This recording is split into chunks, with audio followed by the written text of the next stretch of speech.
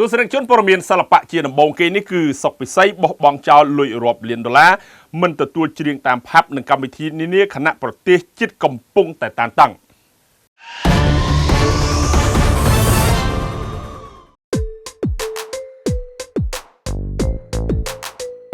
ស្របពេលដែលប្រទេសថៃបើកការវាយប្រហារសាជាថ្មីមកលើព្រះរាជាណាចក្រកម្ពុជាបានធ្វើឲ្យប្រជាពលរដ្ឋស្លូតត្រង់ដែលរស់នៅតាមតំបន់កំពុងប្រឈមគ្រោះថ្នាក់សម្រាប់ចិត្តធ្វើការចាក់ចែងពីលំនៅឋានភ្លាមៗដើម្បីរកទីទួលសុវត្ថិភាពការបើកការវាយប្រហាររបស់យោធាថៃលើកនេះមានសភាពធ្ងន់ធ្ងរជាងមុននិងស្ទើរតែគ្រប់តំបន់តាមជួរព្រំដែនរវាងប្រទេសទាំងពីរទន្ទឹមនឹងប្រទេសជាតិកំពុងស្ថិតនៅក្នុងភ្លើងសង្គ្រាមពីការឈ្លានពានរបស់ថៃគេសង្កេតឃើញថាអ្នកមានឥទ្ធិពលសម្លេងជាច្រើនរួមមានសិល្បករសិល្បករនីនិងអ្នកផលិតមាតិកានានាបានបង្កើតមូលនិធិដើម្បីរៃអង្គាសថវិកាសប្បុរសធម៌ស្បៀងអាហារនិងសម្ភារៈប្រើប្រាស់ផ្សេងៗដើម្បីផ្ដល់ជាជំនួយជួយដល់វីរៈកងទ័ពកម្ពុជានិងជនភៀសសឹកជាដើមដោយឃើញអំពីទុក្ខលំបាករបស់ប្រជាពលរដ្ឋស្ថិតនៅក្នុងស្ថានភាពតាំងតែងបែបនេះតារាចម្រៀងឈានមុខនៅកម្ពុជាកញ្ញាសុកពិសីបានធ្វើការប្រកាសជាសាធារណៈនៅលើបណ្ដាញសង្គមផ្លូវការរបស់ខ្លួនថានឹងផ្អាកទទួលច្រៀងនៅតាមផាប់និងកម្មវិធីនានាបើទោះបីទទួលបានប្រាក់រាប់លានដុល្លារក៏ដោយតារាចម្រៀងរូបនេះក៏បានអរគុណទៅកាន់ម្ចាស់កម្មវិធីទាំងអស់នោះ